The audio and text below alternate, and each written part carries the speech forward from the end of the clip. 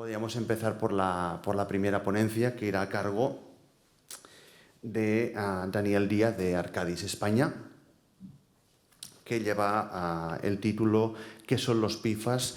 Retos y dificultades. Daniel es responsable del Servicio de Suelos Contaminados y director técnico de la entidad de inspección de Arcadis, licenciado en Químicas, máster en Ingeniería y Gestión Medioambiental, con más de 14 años de experiencia en proyectos de suelos contaminados, diseño e implementación de tecnologías de remediación. Daniel, muchas gracias por acceder a acompañarnos, por darnos tu experiencia y conocimiento en ese tema, y creo que estaremos encantados de escucharte cuando quieras.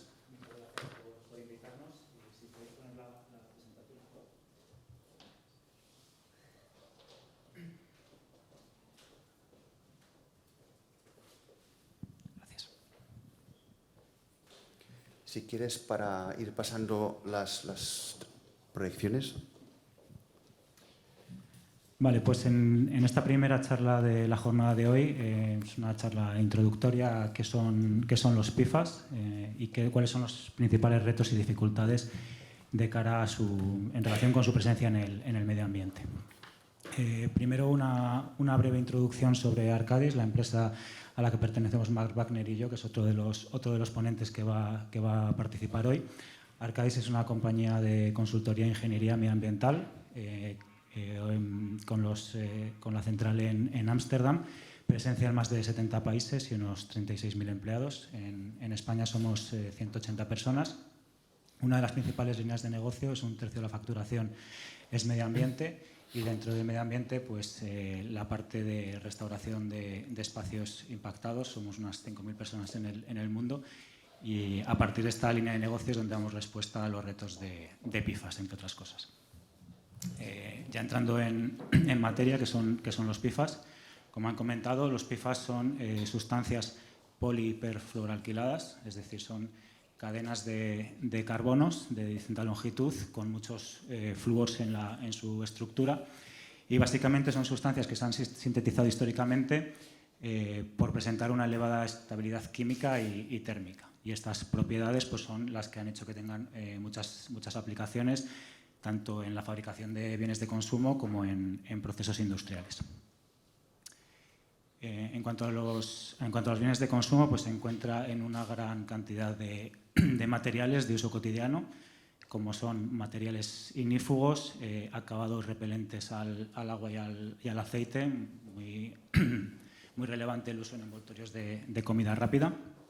También en productos como pesticidas, tintes, abrillantadores, agentes de limpieza, y también incluso en productos de higiene personal de uso diario, como son champús o cremas. Este gráfico es muy interesante, muestra para una serie de productos y aplicaciones el número de compuestos individuales que se han detectado. Entonces veis que para algunas aplicaciones, como por ejemplo pueden ser pues, los pavimentos, los suelos, como este tipo de tarimas, se han detectado pues, más de 30 compuestos. También destaca mucho en los textiles la presencia de estos compuestos, todas las prendas repelentes al agua, ropa técnica, pues han utilizado este tipo de productos. También muy relevante, como comentaban antes, el uso en espumas antiincendios, o sea, es uno de los materiales en los que más se ha aplicado, pero bueno, veis que hay una amplísima gama de productos y procesos en los que se han utilizado este tipo de sustancias. También, aparte de los bienes de consumo, en los productos, se han utilizado mucho en procesos comerciales e industriales. El primero más evidente pues es las instalaciones de producción de estos compuestos como materia prima para otros procesos, pero también se han empleado dentro del proceso productivo pues de un montón de industrias, en un montón de procesos de tratamiento de superficies. También están presentes en fluidos para sistemas hidráulicos, con lo cual se han utilizado indirectamente en un montón de procesos, en fabricación de pinturas, industria textil. Pero quizás el aspecto más relevante para la industria pues sea su presencia en las espumas antiincendios. la estructura química y la estabilidad de estas sustancias, la resistencia al calor, pues hace que sea un compuesto ideal para su uso en espumas antiincendios. Y es muy habitual que en aquellos emplazamientos en los que haya habido un incendio, en los que se han realizado prácticas antiincendio, se detecte este tipo de compuestos. También es muy habitual su presencia en aeropuertos, además por el empleo de las propias espumas, pues porque esta forma parte de los fluidos hidráulicos de los mecanismos de los aviones. Y luego también es muy habitual pues, en las instalaciones de final de ciclo de vida de los procesos productivos y de los bienes de consumo, como son las plantas de tratamiento de aguas residuales, y en particular se detecta su presencia en los lodos de depuradora y los vertederos. ¿Por qué son relevantes desde el punto de vista ambiental? Pues en primer lugar, son sustancias muy persistentes en el medio ambiente. De hecho, están dentro del listado de contaminantes orgánicos persistentes desde el Convenio de Estocolmo desde el año 2009. Luego, porque pueden entrar por múltiples vías de contacto con el ser humano. Y, de hecho, una de las más relevantes es a través del agua de consumo. Hay estudios en Estados Unidos que indican que al menos el 2% de las fuentes de agua potable están impactadas por este tipo de compuestos. Y, como se puede ver, pues muchas de estas fuentes están en zonas muy densamente pobladas y esto al final implica que varios millones de personas estén expuestas a este tipo de sustancias por el agua potable. Y bueno, por último, pues producen efectos adversos para la salud. Entonces, la suma de todos estos factores, las múltiples fuentes, tanto de los bienes de consumo como su empleo en procesos, el hecho de que sean muy persistentes, que puedan entrar en contacto con el ser humano a través de diferentes vías, ya sea pues, con los propios bienes de consumo, a través del medio ambiente, a través de alimentos y agua, y los potenciales efectos adversos pues, hacen que sea un problema muy sensible para la opinión pública en muchos países de nuestro entorno. En este siguiente apartado vamos a abordar un poco más cuáles son los principales retos y dificultades de cara a la gestión ambiental de estos compuestos. En primer lugar, es muy relevante sus propiedades físicas y físico-químicas y la toxicidad. Como han comentado, son sustancias muy móviles, son muy solubles y bueno, una muestra de esta movilidad es este gráfico que representa la longitud habitual del penacho de afección en agua subterránea de diferentes contaminantes. Los más cortos son los contaminantes clásicos, hidrocarburos, poliaromáticos, monoaromáticos, que tienen longitudes de pluma, o sea, la afección se mueve pues, centenares de metros. En algunos casos, como compuestos muy solubles como el MTBE, pues puede llegar a plumas de 1 kilómetro. Sin embargo, pues, los PFAS, la longitud de pluma pues, puede ser muchísimo más relevante, de varios kilómetros. El único contaminante que podría tener una longitud de pluma similar pues serían los compuestos organoclorados, que también son muy solubles, pero únicamente en casos muy extremos. Digamos que el promedio de la afección por este tipo de compuestos es también mucho más reducido. Entonces, bueno, esto es una muestra de la elevada movilidad que puede generar problemas pues, muy relevantes. La segunda de las propiedades que da cuenta de la dificultad de este tipo de compuestos pues es su persistencia química en el medio ambiente. Son, como hemos dicho, sustancias muy estables que son muy difíciles o imposibles de biodegradar u oxidar, con lo cual es muy difícil eliminarlas como tal, de destruirlas. Otra de las propiedades es su elevada capacidad de absorción. Son sustancias que son muy solubles y se mueven mucho a través del agua, pero también por su estructura química también son capaces de absorberse sobre las partículas finas del suelo y la materia orgánica, y esto hace que puedan generar concentraciones elevadas en el suelo, además de en el agua. Y por último, pues, los otros dos grandes retos son su interacción con el cuerpo humano. Por una parte, son sustancias bioacumulativas. A diferencia de otras sustancias persistentes que reaccionan con la grasa del cuerpo, los PFAS interaccionan con las proteínas, lo que hace que sean muy difíciles de excretar. y entonces al ser muy acumulativas y tóxicas, pues al final dosis o concentraciones muy bajas de estos compuestos se consideran perjudiciales porque al final pues va sumando. Entonces pues los valores de referencia que tienen este tipo de sustancias para distintas aplicaciones son del orden de nanogramos litro, cuando normalmente con otro tipo de contaminantes estamos acostumbrados a hablar en microgramos litro. O sea, estamos hablando de concentraciones mil veces más pequeñas. Entonces, son órdenes de magnitud diferentes los problemas. Un poquito de química, que he dado el foro. La estructura química de estos compuestos se distinguen dos grandes grupos. Por una parte están las sustancias perfluoralquiladas, en la que todos los sustituyentes de toda la cadena de carbono están ocupados por átomos de flúor. Y luego pues, la longitud de estas cadenas pues, puede ir variando entre 1 y 18 carbonos. Luego, además de la cadena fluorada, en uno de los extremos, estos compuestos todos tienen un grupo funcional, en general un grupo funcional ácido, que pueden ser de distinto tipo, carboxilatos, sulfonatos. Y la combinación del número de carbonos con los diferentes grupos funcionales pues, nos da que al final haya decenas o incluso centenares de compuestos diferentes perfluoralquilados. Son, como hemos dicho, pues sustancias que no es posible oxidar porque están ya totalmente oxidadas. Todos los enlaces carbono-flúor no se pueden oxidar, no se pueden degradar.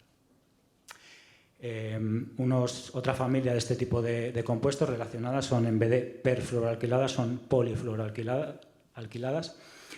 La diferencia es que no todos los enlaces de la estructura química están ocupados por átomos de flúor. Hay algunas posiciones que todavía hay átomos de hidrógeno.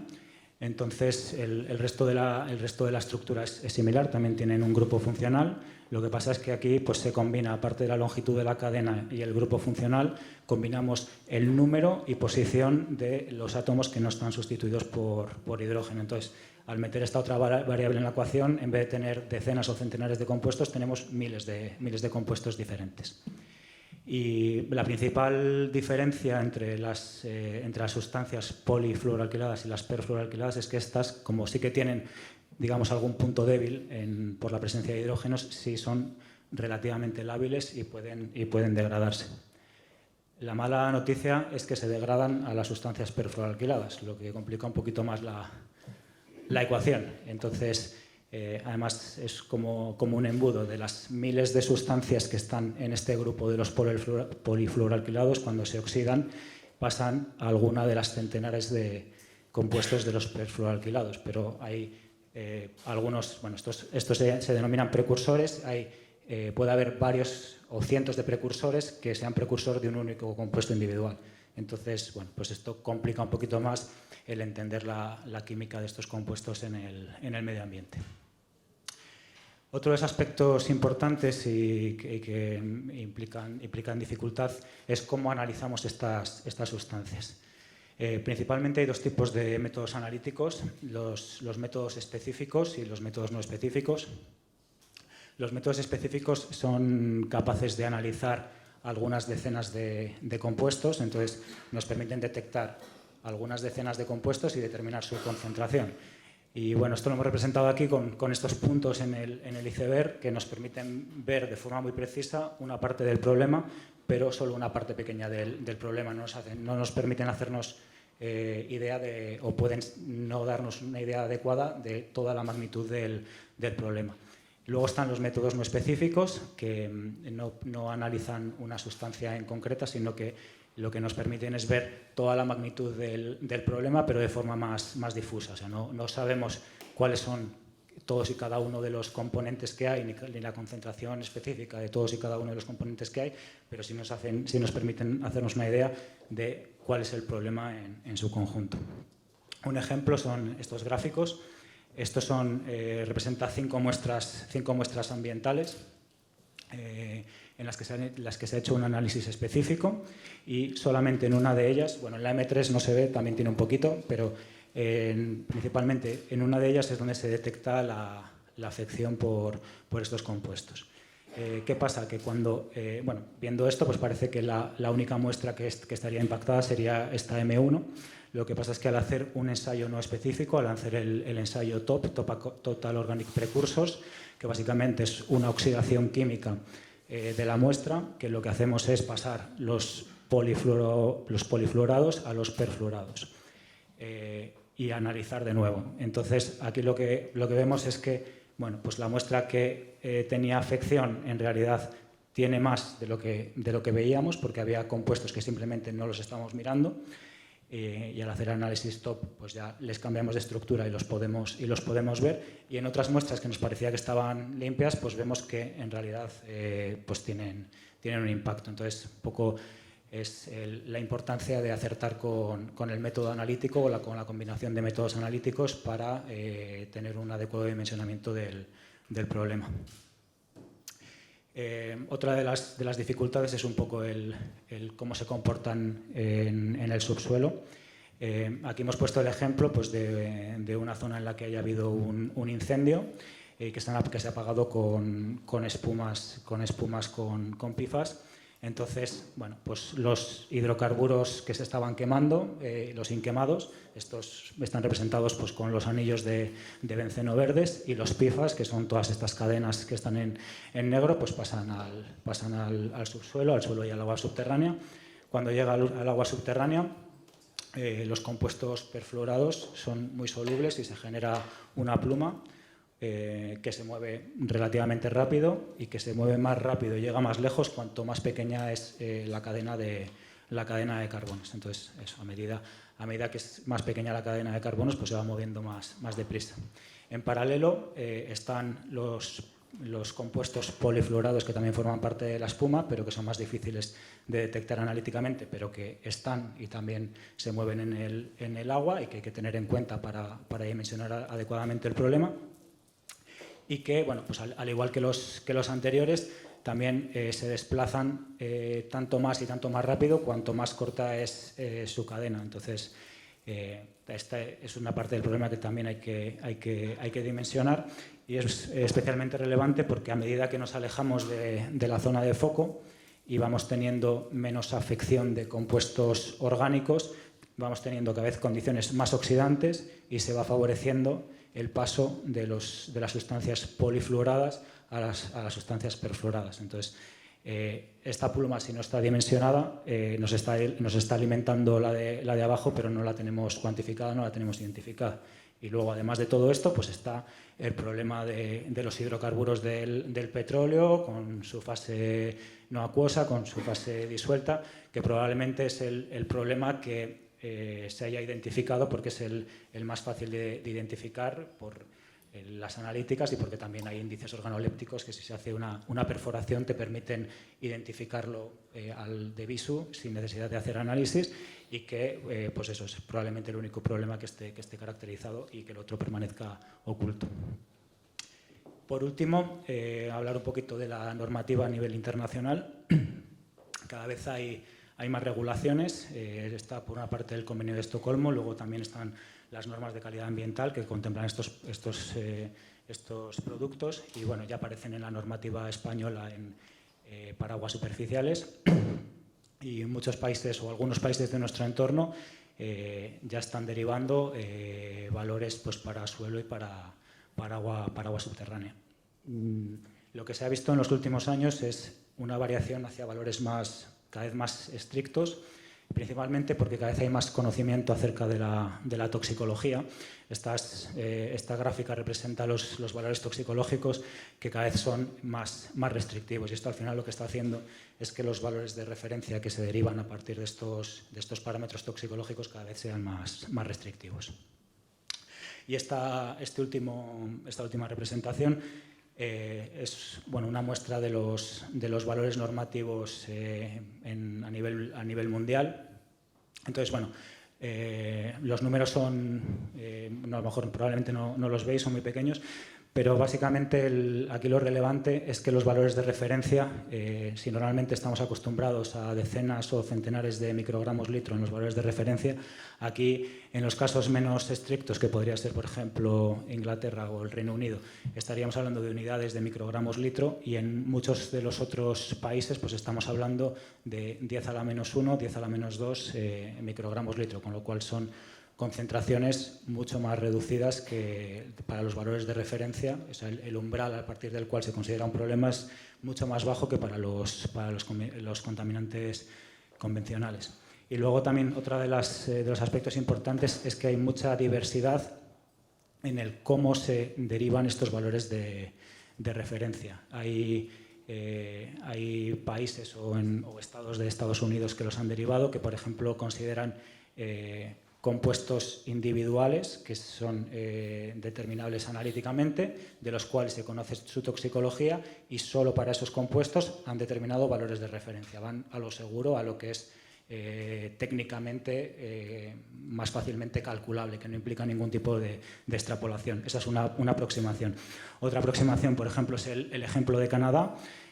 Hay una serie de compuestos que yo conozco la toxicología, para ellos derivo un valor de referencia, y para otros compuestos que son parecidos, asumo que su toxicidad es parecida. Entonces, extrapolo el valor de referencia de ese compuesto que conozco seguro a otros de los que tengo más incertidumbres acerca de su toxicidad. Y luego, por último, pues hay otros estados, otros países que lo que hacen es una suma, establecer un valor de referencia como la suma de una serie de compuestos. O sea, no me fijo en un compuesto concreto, sino que cojo varios compuestos y establezco un valor de referencia. Entonces, cada cosa tiene sus pros y sus contras, pero bueno, son un poco las diferentes formas que se ha venido haciendo para definir los valores de referencia. Y bueno, pues eso también al final son contaminantes emergentes de los que la información científica pues cada vez hay más, pero sigue siendo limitada, y en definitiva todo el mundo está aprendiendo de esto. Entonces las cosas van cambiando y van derivando a medida que hay más conocimiento técnico. Y bueno, para finalizar por mi parte, pues una serie de mensajes que hemos considerado que son los más importantes. Por una parte, que es una familia con muchos compuestos, o sea, son muchos compuestos individuales, con todo lo que eso implica a nivel analítico y a nivel pues para entender la afección, que se han utilizado muchísimo tanto en la industria como en bienes de consumo. Entonces, pues eso implica que haya múltiples fuentes y múltiples vectores de exposición, que son muy persistentes, muy móviles y relevantes para la salud humana y para el medio ambiente, y que esto hace pues, que sea un problema creciente, de sensibilidad creciente para la opinión pública. Y luego, pues que para tener una adecuada visión de los problemas medioambientales, pues es importante tener un buen conocimiento acerca de su estructura y comportamiento químico, que es relativamente complejo, y luego escoger adecuadamente los ensayos analíticos con los que vamos a tratar de ver nuestro problema. Y bueno, por último, pues esto, lo que hemos comentado, que los valores normativos cada vez son más y cada vez son más restrictivos. Y bueno, yo por mi parte esto es todo. Agradeceros la atención y nada, para vuestra disposición. Muchas gracias, Daniel, por la exposición. Luego en la mesa redonda tendremos un espacio para preguntas. Sí, mientras se prepara la siguiente ponente, Daniel, me ha parecido que no hay una uniformidad de criterios en cuanto a límites y control de estas sustancias aún. No, o sea, sí, básicamente es un poco lo que comentábamos ayer, es un poco sobre... Bueno, tengo aquí este otro. Es un poco sobre la marcha, o sea, a medida que va surgiendo un problema, pues se ha ido intentando dar solución, y una solución adaptada a este problema. Entonces, como los orígenes de los problemas pues, han sido diferentes, las soluciones también. Y luego otro factor muy importante es eso, es que el conocimiento científico básico, digamos, es todavía limitado, es el que es, y se van sabiendo cada vez más cosas. Entonces, Claro, a medida que sabes más cosas también te puedes ir corrigiendo porque el punto de partida es diferente de lo que en el momento que lo planificaste por primera vez.